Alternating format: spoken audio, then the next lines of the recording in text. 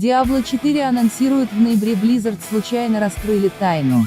Стример Metro поделился информацией относительно анонсов Diablo 4 и Overwatch 2 на BlizzCon 2019.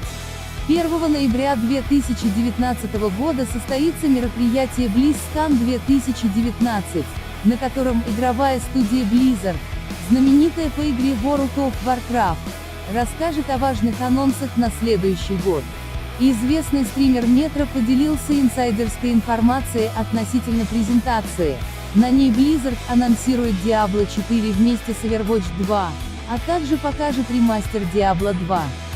Стоит отметить, что в прошлом году на BlizzCon 2018 произошел скандальный случай с анонсом мобильной игры Diablo Immortal, вызвавший шквал гневной критики в адрес Blizzard. Игроки ждали Diablo 4, а получили мобильную адаптацию Diablo 3 с тонной доната. По слухам, Diablo Immortal выйдет до мероприятия, вероятно 25 октября.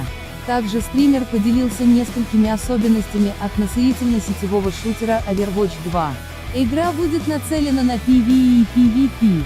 Кроме того, каждый персонаж получит систему прокачки, которая будет влиять на стиль игры.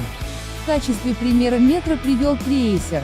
Ее бомбу можно улучшить так, что она сможет вешаться не только на противника, но и на всех ближайших врагов.